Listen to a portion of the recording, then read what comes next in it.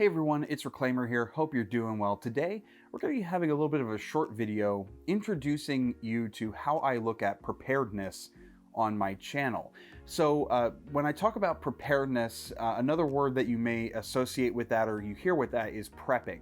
And I tend not to use the phrase prepping or the term prepping because it has some negative connotations to it. I'm going to talk a little bit about that in a moment. So first things first, what do I consider preparedness? So first off, I want to point out that I am by no means an expert, outdoorsman, a skilled bushcrafter, someone that goes backpacking every single day or anything along those lines. I don't have fantasies of zombie apocalypses or, the coronavirus taking down society as we know it. I consider myself somewhat of a amateur to pro-am prepper, I guess. So I want to talk about what I consider preparedness. So to me, preparedness is simply planning. Understanding the world around you, understanding the things that you may face in your life, and then preparing for how you could deal with things that are outside the norm. I tend to look at it from that route. When I mentioned earlier in the video that the term prepper gets somewhat of a negative connotation, I want you to think about maybe the first time you heard prepper. What comes to mind when you think about that term? Maybe you think about a guy like me, regular old reclaimer, right? Average everyday citizen.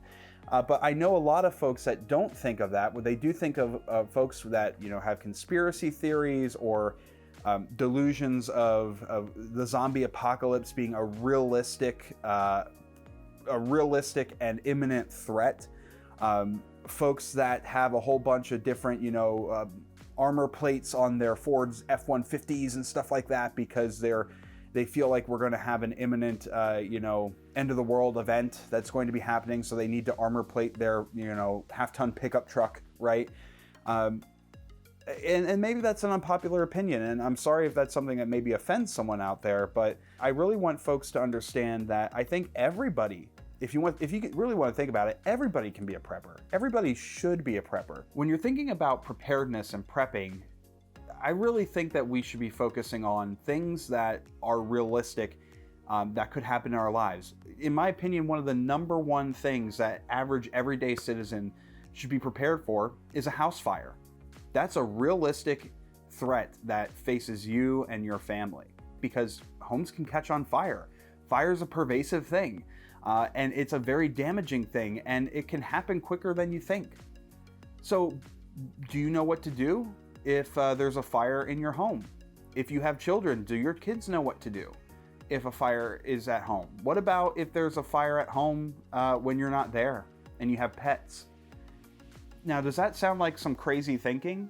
I hope not. I hope that sounds something realistic, like, wow, maybe I haven't considered that actually, and maybe I should figure that out, right? What would I do? What would my family do? Here's another fairly realistic thing that you could think about from a preparedness perspective. What if I have an extended power outage? Maybe you live in an area that is prone to extended power outages due to natural disasters, right? Hurricanes, tornadoes, tsunamis, what have you. Maybe you experience that from time to time. Well, being prepared means thinking about, do I have food and water supply? So that if I need to be in my home for an extended period of time without power, that we'll be able to live comfortably. Or when do I need to leave? How am I going to leave? Are my vehicles ready to leave if I need to drop out of my home and get out at a moment's notice? What if there's a wildfire or a brush fire and you're ordered to evacuate? Or what if there's a vehicle traveling on an interstate near you that is carrying some hazardous materials and you're ordered to stay in your home until that issue has been resolved? It doesn't have to be some crazy end of the world scenario to be thinking with a preparedness mindset. And that comes pretty naturally to me. By trade, I'm a project manager, and I've always been kind of the person who has their detailed lists and likes to, check things off the list and run through scenarios and hypotheticals. And maybe that mindset lends me to be more prepared than maybe some other folks are. And, that's kind of how I approach preparedness, right? So prepping is something that can be reasonably done by everybody. It doesn't have to be spending thousands of dollars on equipment.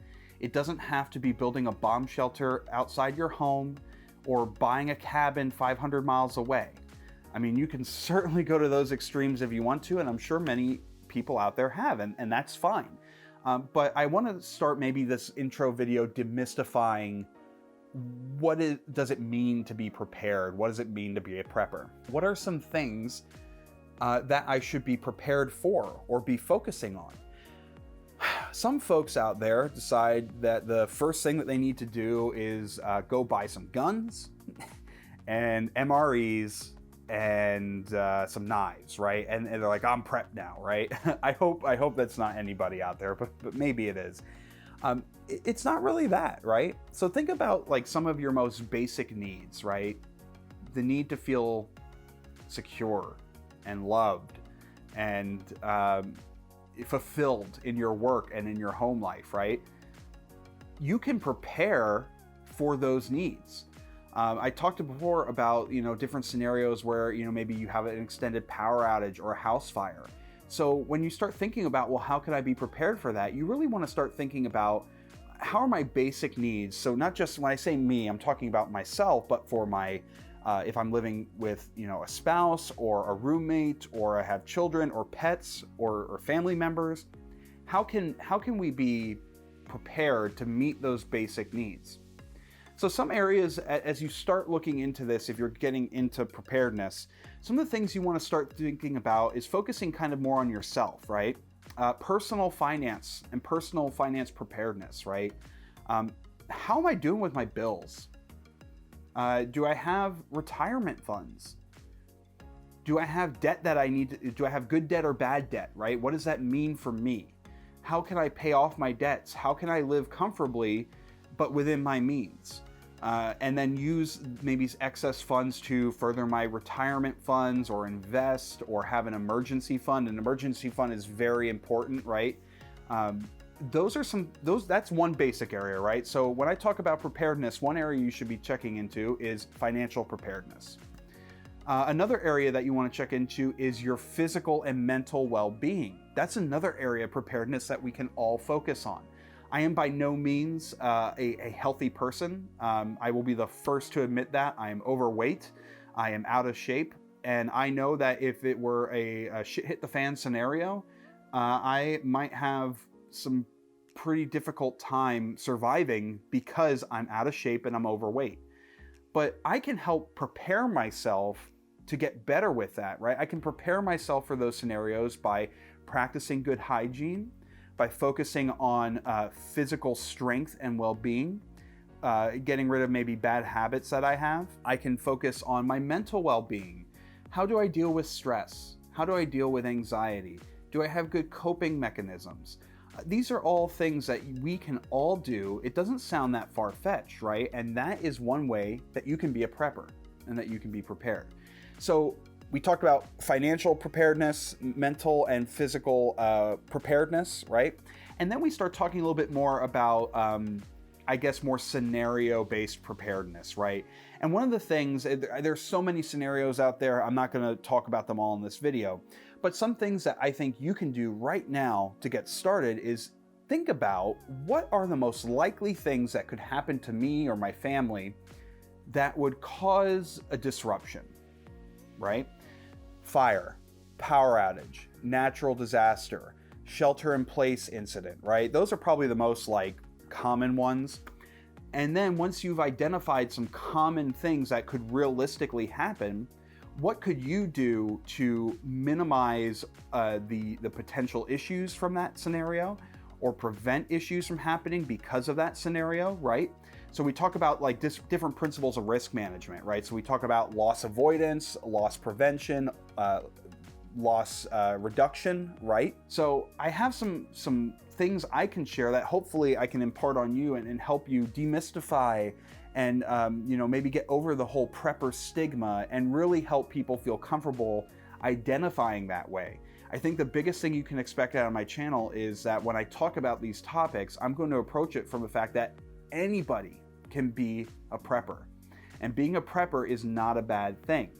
You're not going to see me talking about, end of the world scenarios at length. You're not going to see me come here with my tinfoil hat on and say to you that the zombie apocalypse is happening tomorrow and let me try and convince you why. That's not going to be happening here. What I will be talking about would be more realistic things that you can prepare for. We'll talk about some equipment and gear as I get equipment and gear, because I know we all like looking at, actual physical, tangible things that we can prepare with. I will do reviews, or I will talk about my use of the gear or why I purchased the gear. So that's all going to be under the preparedness playlist on this YouTube channel. Well, I said this was going to be a short video. It actually ended up being a little bit longer than I wanted it to. So hopefully you stuck around, and I hope that this is a good introduction to what you can expect on my channel when it comes to the topics of preparedness and prepping. If you like what I had to say, or if you like the video in general, go ahead and hit the thumbs up button. If you have any questions, comments, suggestions as to what I should be covering as I start making videos related to preparedness, please go ahead and leave them in the comment section below. And if you want to see more videos related to preparedness or anything else that I may have on my channel, go ahead and hit the subscribe button and hit the little bell icon if you want to be notified when I have a new video out there. Until next time, this is Reclaimer. We'll talk to you soon, Internet.